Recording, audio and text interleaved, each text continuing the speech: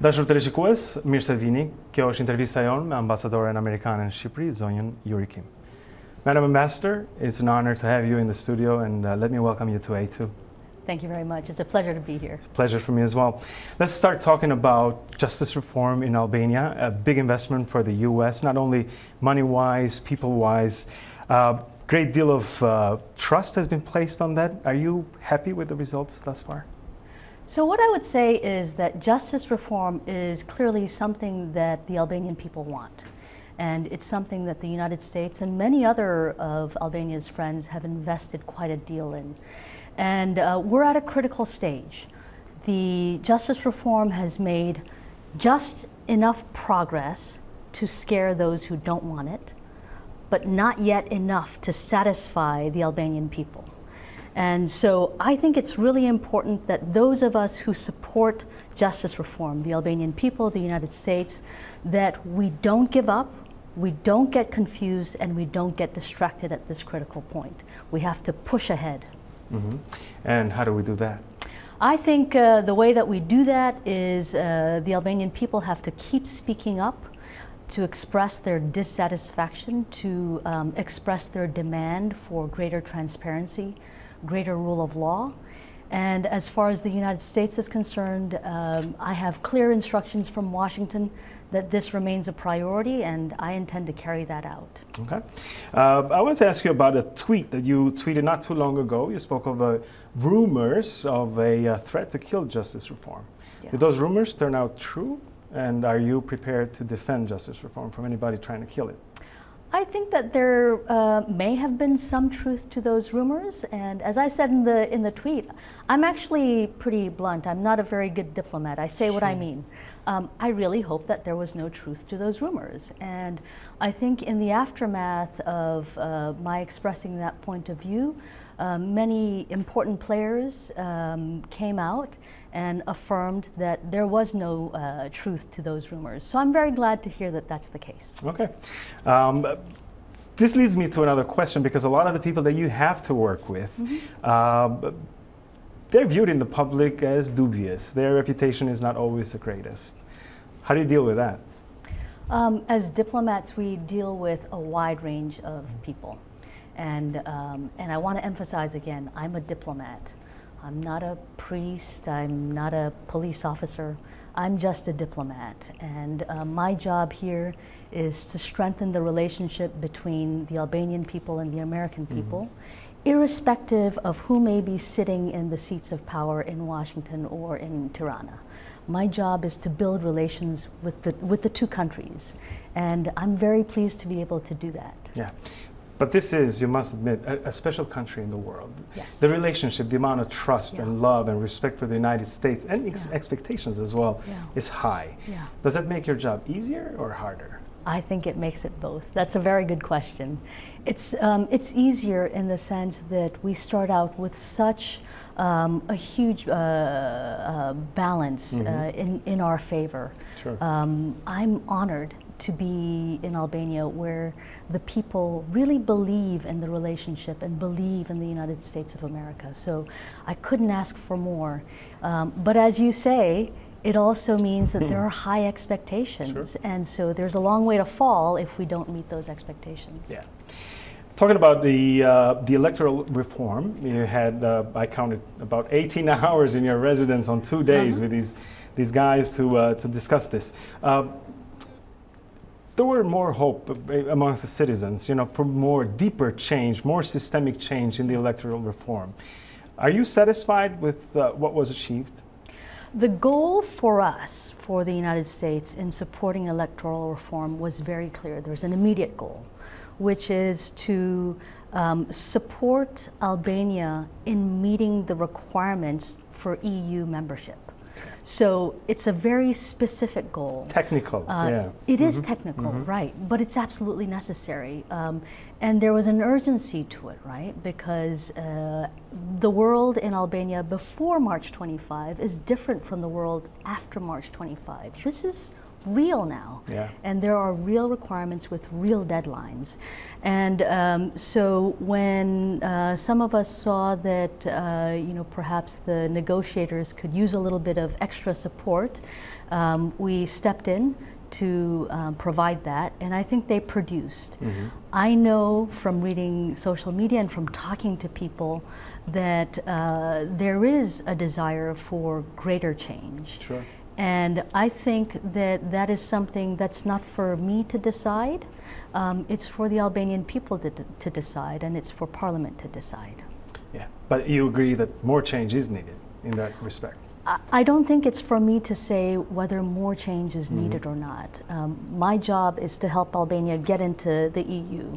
And as far as that is concerned, the agreement coming out of June 5 meets that goal. So that's what I'm focused on. If there is a desire for more, I think, as I said in my tweet about my meeting with Rudina Haidari, I respect that. It doesn't mean I'm at the front of the line. It doesn't mean I'm all the way in the back, but it does mean genuinely that I respect the desire of the Albanian people for more. She was sitting in this studio when she said on Monday, on Tuesday, I'm sorry, that she would not vote for this agreement if not for more to be achieved, for more to be added on to it, like open list. The Danish model was also mentioned, and this opening of the list, is important. So that doesn't disappoint you, this claim that she might not vote for it? I think, Rudina and a number of people have a very difficult job, right? Those who stayed in Parliament did the right thing. They ensured that democracy continued to function in Albania. And I think it's wonderful that they are ambitious for the Albanian people. They want more, they want more. At some point, they will have to make some strategic decisions about what is important now and what can be achieved later. So that's all I have to say. I see. All right, and on the other hand, Mr. Rama, he expressed that that would be the last agreement in an embassy that he is part of. Would you comment on that? I know exactly what he's saying. I think that he's right. Why should Albanian politicians have to gather in a foreign embassy, even the American embassy, because they have low credibility, to do that? So I think that that's a problem. I think that as a NATO ally and an aspiring EU member, that Albanian leaders have to get into the practice of talking to each other and of compromising. Right? Compromise is a dirty word in Albania, I'm discovering, but it's actually the key to democracy. It's the magic ingredient that every democracy needs. If all you want is 100% of what you want, and you deny the other person any pluses, then that's not democracy. I mean, that's something different. It has to be a give and take process, and it means that sometimes you have to settle for good enough as opposed to, exactly perfect. So let not perfect be the enemy of good. Exactly right. Okay, good. Let's talk about crime and corruption, a big topic here, big hopes in Albania. The US has spoken very candidly about it. There's been investment, SPOC, BKH, all these institutions of justice reform. Yet 4 years into it, courts are still not giving justice to corrupt officials. We haven't seen any of them hit jail yet. What would you comment on that? I would say, as I said at the beginning, that we're at a critical stage, right? It's made just enough progress. In fact, institutions have been set up. Almost all of them are up and running except for the NBI, which we're waiting to select a director, the first director. And then, of course, there's the Constitutional Court. These institutions have to become functional. And the issue of the Constitutional Court has been stuck for a while. Some of it is legal and it's genuine. Some of it is political. There is really fundamentally an issue of political will. And either, you know, by the time this interview airs, the Venice Commission may have issued its opinion in final form. And from all that I'm aware of about that opinion, it offers an opportunity not to celebrate who won, who lost, but to look at it as an opportunity to move forward. Because what I see right now is that some would prefer that justice reform go round and round in a circle, you know, a dog chasing its own tail. And what we need is for justice reform to move forward. And as I said before, this is something that's not going to be perfect right off the bat. It's not going to be easy. It's not going to be quick. But you know what it is? It is important. It's important for Albania's future. And so people have to remain vigilant. They have to keep demanding change. And I hope they don't give up, because we've come so far. It would be tragic to give up at this point. You're not giving up. I'm not giving up, Good to hear that. I don't give up easily, I will tell you that. That's great, because that's what we need. The justice reform, I'll just stop here for 1 second. Justice reform was supposed to take justice away from political influence. But we've seen this battle, you know, everybody trying to name these judges. Does it concern you a little bit? Yes, it does. But, you know, something as major as justice reform is not, it's not a switch. It's a spectrum. And it requires persistence in making that spectrum, that point in the spectrum, move from one end to the other. It's going to be a long, painful, slow process. And anybody who tells you different is not telling you the truth. If the expectation is that we will go in Albania from no rule of law to rule of law, no justice to justice, corrupt to not corrupt, this is not possible, right? It's going to be a process. Transition point. So when you see mistakes that are made, I don't think it's a reason to give up. When you see that there are problems with vetting, for example, that's not a reason to give up. It's a reason to be more vigilant.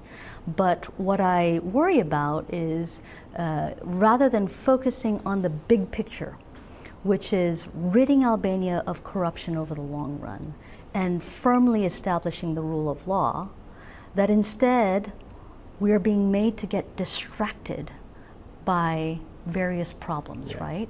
And you say, this person, this judge is not perfect, and therefore the entire vetting process should be collapsed, right? And you know this expression from your time in the United States, the circular firing squad. Absolutely. Right? And I think those who don't want justice reform are trying to set everybody up in a circular firing squad so that they shoot each other instead of focusing on the real target. Good. I want to talk about the citizens and society at the end, because as you mentioned many times, they are a indisposable part of this puzzle, you know, for Albania. How have you seen social, the civic society in Albania and the youth especially? I think that young people in Albania are amazing. And every time I have a chance to talk to people, I come away feeling inspired. But you know what else I notice? I notice that people in Albania don't recognize how much power they have. That's true. And, you know, that is what it means to be in a democracy. Your power is not just that moment when you go and vote.